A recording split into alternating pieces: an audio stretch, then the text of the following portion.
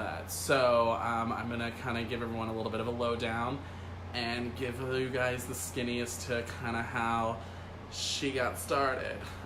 So first things first, I'm originally from Kansas City, Missouri. I was born and raised part of my life there. Also, I was moved around a lot of different places. A lot of people don't know this, but I grew up a pastor's kid. Yes. Crazy, huh? Southern Baptist pastor. Moved all around places and all that fun jazz. And so my whole life has been a little bit of a insanity, to say the least, with that. Just so anyone who really kind of doesn't know, Southern Baptist Church is a very, very conservative, and it was a very conservative family. And so obviously getting to LGBT issues later, we can really say that did not go over well with them on that regard. But I've lived all over the place. I've lived Kansas City, I've lived Johannesburg, South Africa, during the time when Nelson Mandela was elected president back in the early 90s. Came back to the States, lived in Texas for a few years. I went to high school there, which was, figured out very quickly if you're a steer or queer. Guess which I was? Gay. But, and then after that, to Florida for a little bit for school, and then back to Missouri, which is actually where I met my partner, Douglas Stichler, who many of you know, who just made a little comment right there on the screen, who's my little stud muffin. And basically, he is originally from Los Angeles, grew up in Montebello in East LA. And so I was so ecstatic to get the opportunity to move here to West Hollywood, to Los Angeles overall, but to be able to come out to Southern California, which is an amazing city, and it's so much to do here. It's so amazing. But yeah, for that part, that's kind of all a little bit of just the ins and outs of how we kind of led up to this point. So about how the Empress came into being and the crown got placed on my head by myself. I usually, if anyone ever hears me talk about how the Empress of West Hollywood, I joke that it is the officially unofficial Empress. No one else gave me this title. No one else officially, in some capacity of empowerment or whatever, gave me the Empress of West Hollywood title. It is all self-proclaimed, so there is no rule out to any of it yet. But the cool part about how the Empress got started, it was actually a really funny thing with a birthday, which is kind of when I wanted to talk about it. Obviously today before my birthday. I think it was like 4-5 years ago, roughly around that time.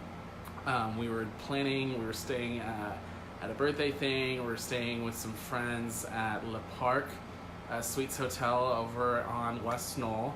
And we were joking around initially because my partner wanted to come up with a fun little event thing on Facebook and like put it together, and I was trying to do it, and he's like, no, let me do this. This is how it's supposed to get started. But really, for the longest time, we're just like kind of back and forth on how we're going to do this. And so I'm like, okay, well, let's do something cheesy because it is West Hollywood and I am gay as hell. Let's do like Come See the Queen or something silly like that. Because at the time I was working for the West Hollywood Chamber, and I kind of knew, like I was kind of referred to as like Queen Bee or something like that over there, to kind of connecting with people. And so I went and was like saying this kind of idea of like Come See the Queen, like again, this gay kind of theme thing. And Doug goes, well, I don't date queens, but I'll date an empress. And I'm like, oh, okay. So then the title turned into Come See the Empress. And it was a really fun birthday. I think it was my 24th, 25th, something like that. Again, it was kind of a really fun one. I had a lot of people, 100 and something people showed up and got me super trashed. So if you missed that birthday, you missed me being a fucking mess, which I don't usually do that often, but it was absolutely a blast. And then we kind of said that, and we kind of looked it up, and we're like, you know what? Let's kind of make this a thing. And said, is the handle available? So we checked on Twitter, we checked on Instagram, and ended up creating the handle. And so initially that was how the Empress of West Hollywood was come into being. It was really because of Douglas and all that with there, but it was just kind of a stupid thing in the very beginning. So as time went on, again, currently still working for the chamber, and then about to transition into my work for an attorney's office here, I was just kind of like, you know what, it's a fun little thing. Everyone started calling me the Empress afterwards, and it kind of stuck, which I really had no idea that it would catch on at all, because I mean, it's such a cheesy thing. It was such a goofy thing to say, the Empress of West Hollywood. But it kind of became a little bit of a thing. So as it grew, I kind of got more and more of attention doing it. So I'm like, okay, this is kind of cool. This is fun. Again, ha ha ha, the Empress. Hey, Empress. And people would start referring to me as it. So it was kind of goofy. And then when I started working for West Hollywood Media Company, I started working for them and doing LGBT media reviews for our GTV section on gaylifela.com. And I had always been a huge fan of YouTube videos for web series, for different things that were LGBT media related. For the longest time, it was so hard to find good queer content for YouTube channels, because it was either super depressing and the most horrific gay stories you would ever see of these people either committing suicide or finding love, but then the guy beats him up because he doesn't want to be perceived as gay by his friends and family, or it just becomes this horrible torn apart world. And I was becoming more and more upset of finding good stuff, and most of the time I could only find things that were foreign film related or not necessarily in the US. And so more and more I kept searching, and it was everything from music videos, from web series, from different documentaries, from anything I could find. And I just kept watching all of them, and really just trying to kind of just saturate myself in these different fun queer media stuff that was always very interesting to me. And my partner Doug, who had bought into West Hollywood Media Company, who is one of the main media sources out here for West Hollywood, for not just LGBT media, but also West Hollywood hyperlocal content for WeHoville.com. And so he said, hey, did you want to start taking what you see on YouTube and all the different things you're doing already and watching, and kind of write a little review on them and let people know, hey, come check out the Empress's favorite things for YouTube channel. And so that's how GTV was born for gaylifela.com. And I also kind of was just getting more into it and kind of getting more involved, and really just kind of enjoying the whole concept of just being able to kind of put my opinion on it, but still playing with this whole Empress of West Hollywood character, which a lot of people were starting to still kind of get on the bandwagon with, and really kind of look to it as a person that's just again giving you their fun thoughts and opinions, and really just trying to help introduce you to other media that I like, that I want to have other people share and be a part of as well. So from this, we start doing a little bit more, and it kind of branches out into doing stuff for a show that I co-host on with the amazing host Eric Restivo called Listen Sweetie, and you can always view Listen Sweetie on Tuesdays at 4. It is on iHeart, Reverie, UBN Radio, which is Universal Broadcasting Radio. It's a part of the UBN network, and was able to co-host with Eric. And so basically I would bring information from Gay Life LA and let him know about the different stuff with that, of what we could do with in the town, events, different fun stories, and all the things that were kind of happening for LGBT media in the greater Los Angeles community, and really kind of giving people a look into not just the day-to-day general political stuff, but other things that affected the LGBTQ plus community out here in Los Angeles.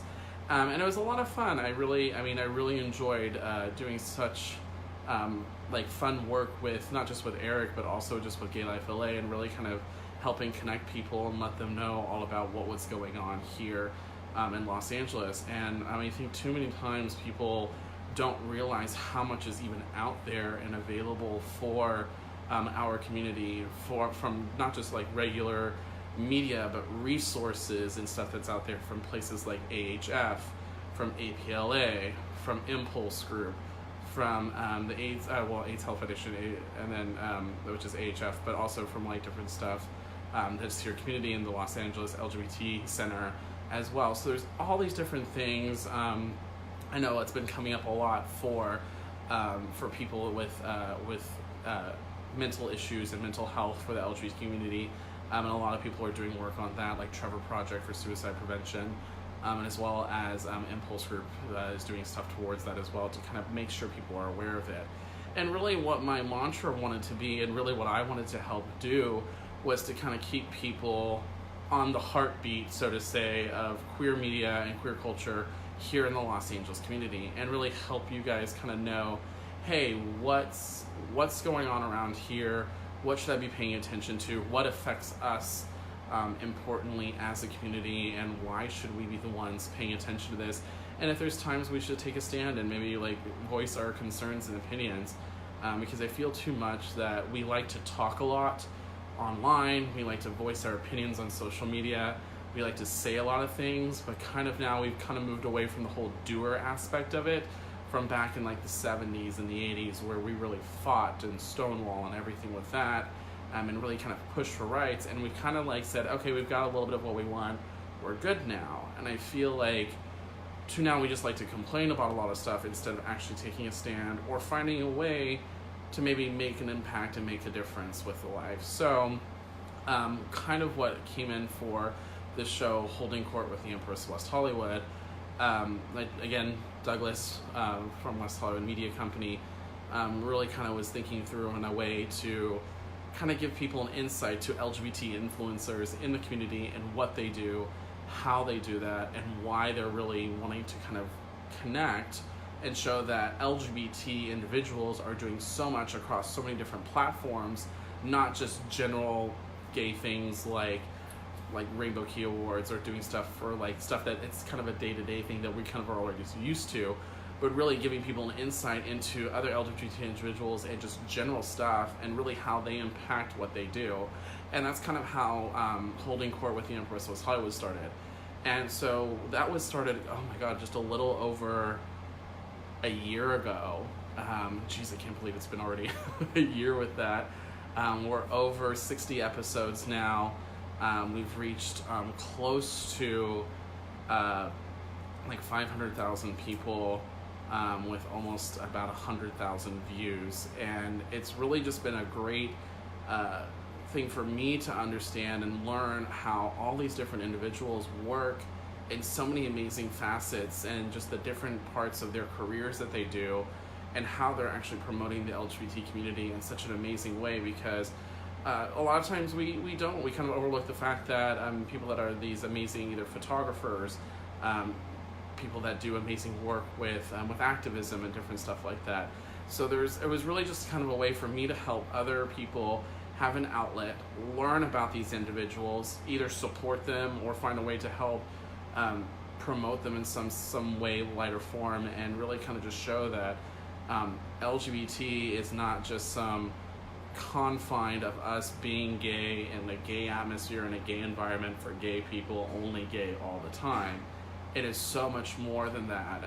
For what we do as the community, we are in everyday things for just a variety of different like jobs or workforce stuff, music, entertainment, all across the board. And for people to really understand that LGBT is not just some specific thing to one little small area of this world. It is permeated every little facet of every little part, and how these different people are working that.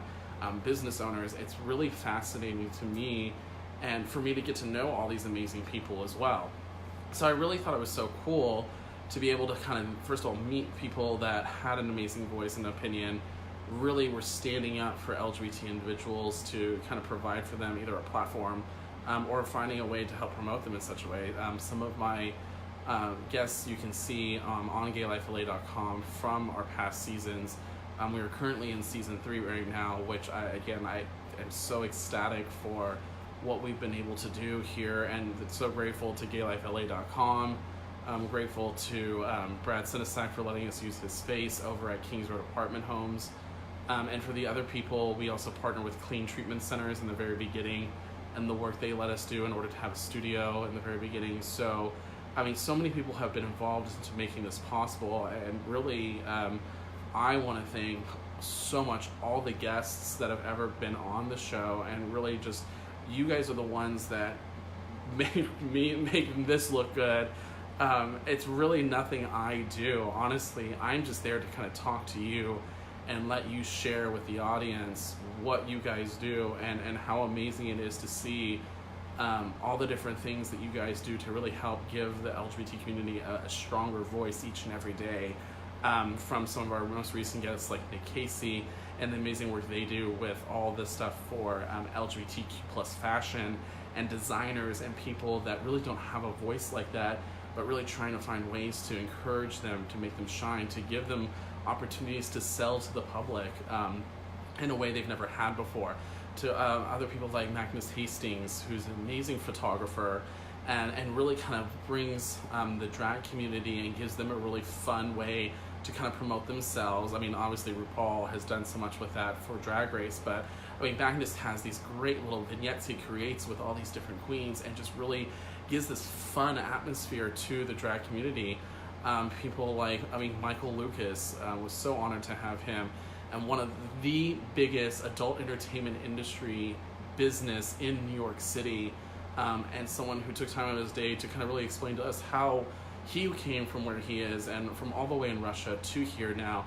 And again, it's provided us stuff, and I know half these people on here watch Michael Lucas and Lucas Entertainment, and I mean, again, he has done so much for that, and he is very active in the LGBT community and really active in helping promote us and doing what we can to really showcase and shine a light through what he does, also through the money he raises from Lucas Entertainment. People like Tony Moran, who's, oh my God, just a DJ icon and legend, same as Hector Fonseca. I mean, these guys that really kind of shape how we enjoy nightlife and music, and really have paved the way for what we see as some amazing entertainment spaces. People like my favorite girl, Billy Francesca, who always is there as the hostess with the mostest, giving us so much fun. I mean, really kind of making sure people enjoy their time here at the bars with the fun twist and everything with that. People from Impulse Group, it really has been so amazing to have them as sponsors, and so great to have them kind of support what I do, but really the things they do as well with their last series, Gayish, really addressing mental health issues in the gay community, which so many people do not realize, that mental health is not just something that's a disease that's just like what you would typically see in the textbook. It's something so different for the LGBT community. Sometimes they're depressed because of family, they're depressed because of what they feel and conflicted with from what society tells them is normal and right, to what really is like, you know what, no, live your own truth and be yourself. And we need to be able to look out for our fellow gay brothers and sisters, and looking out for them to know that, hey, if I see an issue, I need to be the one that steps in and really let them know they have a place, they have someone they can talk to, and they are going to be there to be supported by their fellow LGBTQAI plus community. And I really was just so excited to get this opportunity to meet all these amazing people. I mean, I could go on so much more. I mean, each and every one of these guests have been so instrumental in, first of all, making this such a diverse program and giving people something that's not just one straight option, it's a bunch of different options. But also they've just been so amazing to giving us an insight into so many different facets, to how the physical constraints of gender is not one way or another. It's a spectrum of beautiful and individual and unique people. And also that we aren't confined to just being basic bitches. We are fierce, we are amazing, and our community is one that really has done so much stuff in this world that I feel a lot of people don't recognize, and really we've got to keep going, and we can't let things like the current administration get us down.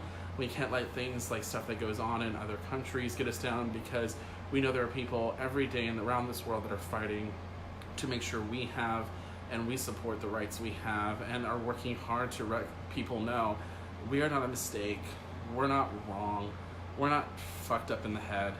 Being gay is a badge of honor, because we are proud of who we are. We are proud of the community we've established, and we are proud of the people that we help promote every day. We aren't just some losers that people always kind of push to the side and treat us like we're just nothing. We're actually people that matter, that do amazing work, that do amazing things each and every day. And really all I've wanted to do with this platform is just to help showcase that in any way, shape, or form, from GTV, from holding court, to everything I do with Listen Sweetie, and being able to work with gaylifela.com. I really appreciate everyone here who takes the time to watch the videos, to help boost our numbers through that, to really connecting with us and talking with us, sharing your comments on here. We are nothing without your guys' support, and I really want to just say thank you guys so much for all that. I recently was working with West Hollywood Travel. Oh, I'm gonna butcher this name because I'm so used to saying Visit West Hollywood. Is West Hollywood Travel and Tourism Board, who is the marketing and visitors bureau for the West Hollywood community. We worked with a radio station that's located over in London, in England there, and it's an amazing group called Gadio. You should check them out. They're super great. They're absolutely fantastic, and we got to meet with a couple of their hosts and talk with them a little bit about what we loved about West Hollywood, but also about the LGBT community around here as well too, and why so many people from around the world find LA and West Hollywood the place to be for kind of checking out the gay scene around here, as well as being able to explore Los Angeles as a whole. And I really got to talk with them a little bit about my coming out story, and I kind of like to share that a little bit with you guys right now, because it's not a pretty one. It's not a fun one.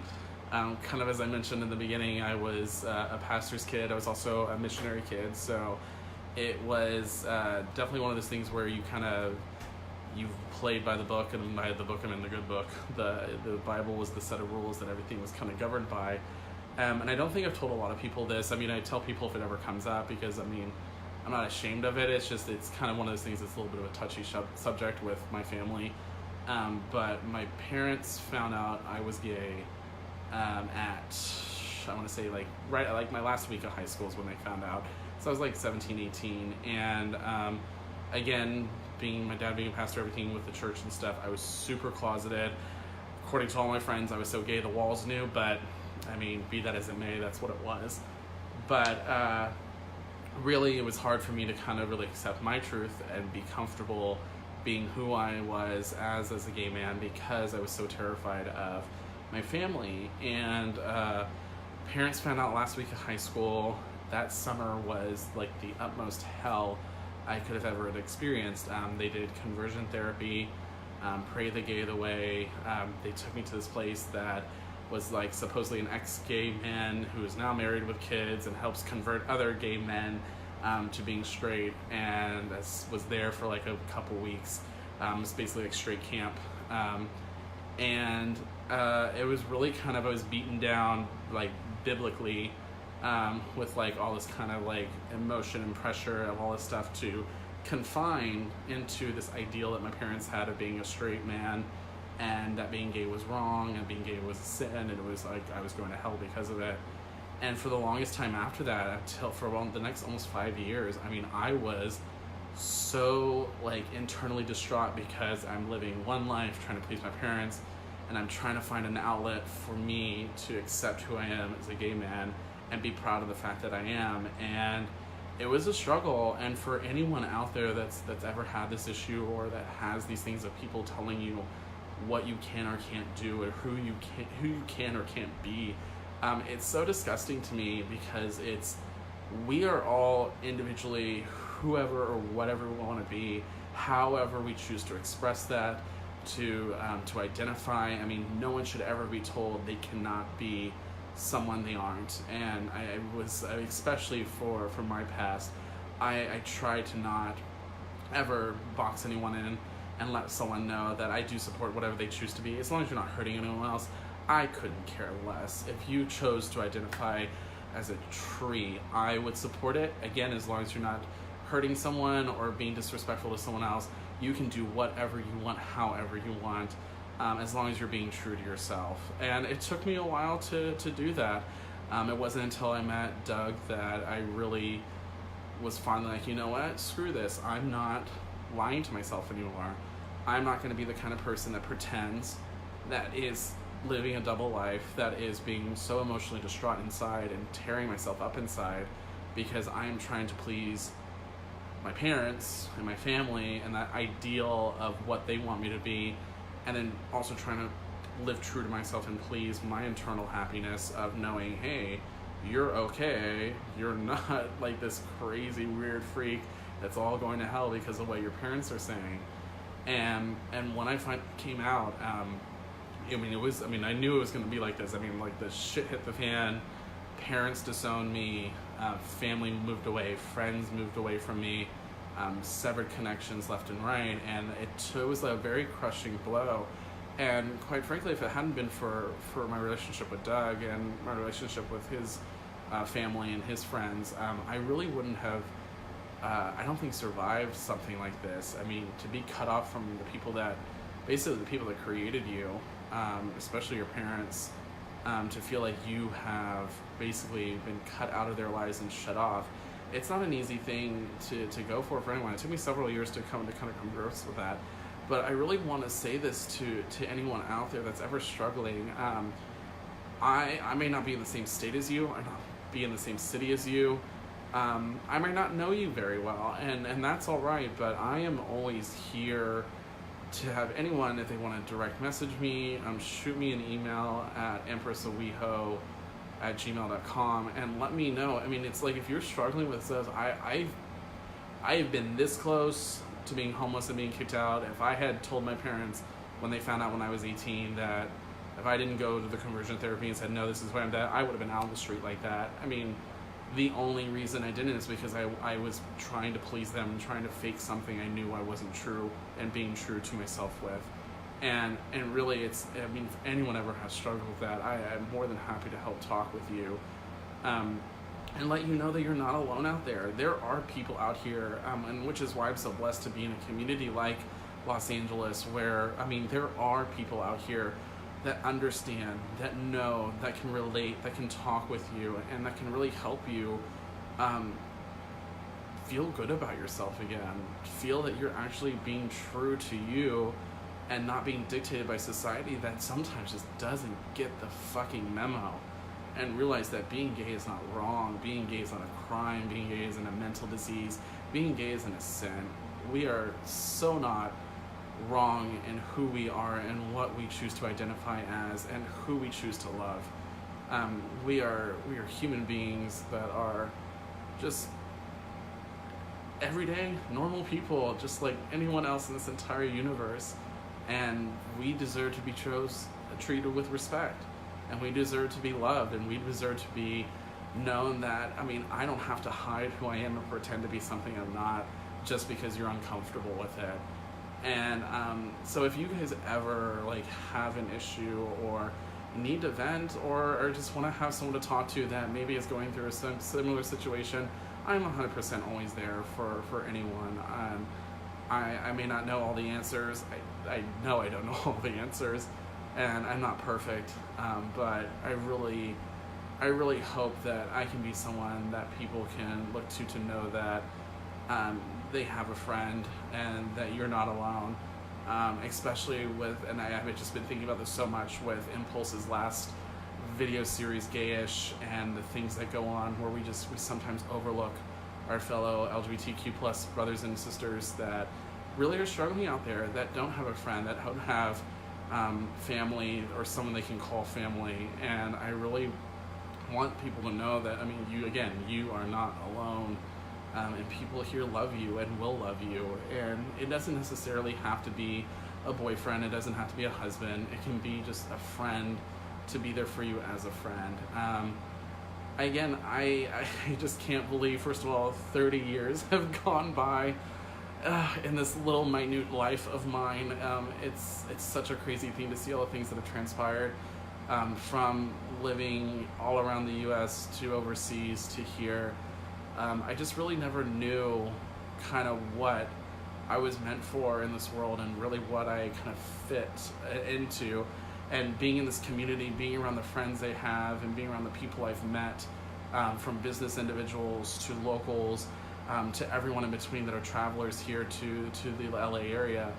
I mean, I'm just here as a person to really help show that gay is okay, gay is normal, gay is anything and everything everyone else is in this entire world, and we are not any different or any less than anyone else. And I'm here to let you guys know that I want to just give you guys the information about fun things that are going on in our community, about fun people here that do amazing things, from art, media, television, music, entertainment stuff. I mean, thousands and thousands of people around here that do so many amazing things. If you get a chance to, you should definitely go buy tickets to the Los Angeles LGBT Chamber of Commerce. It's the Gay and Lesbian Chamber over there, here for Los Angeles, and they have a mega mixer that's coming up here in a few, like a week. And it is like 300 plus LGBT owned and operated and run businesses in the greater Los Angeles community. And it's like, and again, that 300 scratches barely the surface of all of them. And if you get a chance to kind of meet these people and find out how they do whatever it is they do as a gay owned business, I mean, again, it's just, I mean, we are everywhere and we are not going away. And also, we do amazing things. I mean, pretty much everyone looks to us for fashion and style tips. Every girl looks to us to be fabulous. I mean, so we are here to really shine a light on this world, and really here to be like the people you grow to love. I mean, gay is not a dirty three-letter word that a lot of people think of. I mean, we are an amazing community. We fight hard. We persevere. We're crazy as fuck, but it's amazing. And I mean, again, we are a force to be reckoned with. We're an amazing community, and I really just want to thank everyone here that has put their faith in me, in letting me do this platform, supporting this platform, really supporting GayLifeLA.com and everything we're trying to do here to kind of keep you up to date with everything that goes on here in the greater Los Angeles community. It's not an easy feat to do for a staff of 3, and we really appreciate you guys as viewers, as people that tune in and share and like and comment and add all your opinions to it. It's a great thing to have people that really support who we are and what we are trying to accomplish, and we want to just say thank you guys so much for everything you do. I mean, again, I would not be here today doing what I'm doing if it wasn't for the amazing guests that I have, but also the amazing people that support it and watch it. I love each and every one of you amazingly. I mean, you're amazing friends. Ooh, Sean, okay, visiting Los Angeles for my birthday in February. Any hints, tips, what to do and where to go? I mean, really kind of, Sean, it depends on what you're in for. If you're kind of wanting to do the LA tourist experience, there's tons to go to, so I definitely plan it out. But for some fun stuff to kind of come visit, definitely I think would hit all the hot spots. You can always go to Hollywood Boulevard, check out the Walk of Fame. There's always some great stuff to check out in Santa Monica and Venice, and can I get the beach experience? If you want a little bit more of a tucked away beach area that's really kind of not super crowded or congested with a lot of other tourists, I mean, Malibu is a great place to go check out. Manhattan Beach, Hermosa, some of those places around there are great to experience, and kind of you get this cool little travel through there. Manhattan is stunning at the evening when it's sunset, because there's this long stretch of road that's right there by the ocean. So, and then when it comes to kind of want to check out some fun stuff, downtown Los Angeles has exploded. I mean, gay scene down there is nothing like it was 5-10 years ago when I first moved out here, almost 8 years ago now. There's also some really great things to do in West Hollywood as well. Obviously, it is gay mecca here for the city. NoHo has some really cool stuff. If you want to kind of check out some of the things in that art district right over there. I mean, basically Laurel Canyon is your best bet over there by like either not Mulholland, Sherman Oaks area. And then also Koreatown has some really cool stuff to check out. So I would kind of get some of the touristy stuff done out of the way. A great resource to kind of check out stuff for things that are going here in West Hollywood is visit westhollywood.com. You can also book some hotel stuff through there as well if you're looking for hotels in the West Hollywood community. The nice thing is West Hollywood is kind of smack right in the middle of all that. So if you kind of post up here, the beach is like 20-30 minutes away. Hollywood's 10 minutes away. The hills are right over on the other side of us. And then Los Angeles is just around everywhere else. So there's tons to do. I mean, kind of explore, check out some of those popular websites. Some good things to always look at are West Hollywood or chambers of commerce. There's different chambers for a lot of the different city. Those have a lot of things that you can do, and you can also see some of the, like, if you want to check out restaurants, local businesses that are around there. There's oh, got a great video. That's great with that. So yeah, there's some great different things to kind of check out here. I would kind of get your must-dos out of the way pretty quickly. That way it leaves you room to explore, but never kind of like say, I'm going to stick to this plan and only be this plan, because you never know, it's totally going to change a little bit. But there's so many cool things to do around here, and again, this community, there's nothing you can't explore.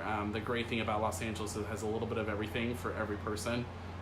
So if you want to be a sports fan, there's 10 different sporting events in LA from all these different teams we have. It is the only city in the world that has as many sports teams as we do.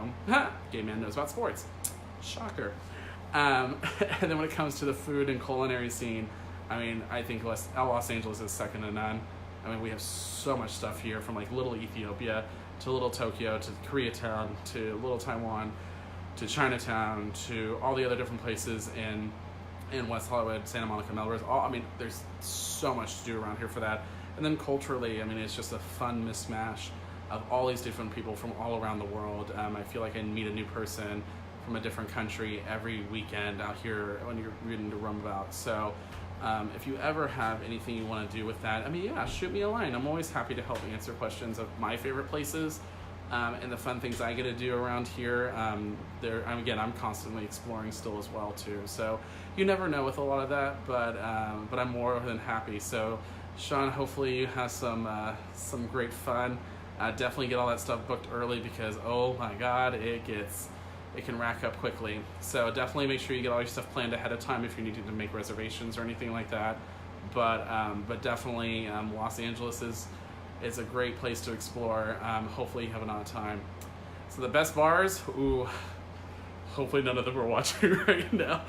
My three favorite, I'm gonna say my top three because these are just the three I go to consistently, and they're all right next to each other. Mickey's West Hollywood, Revolver, and Flaming Saddles.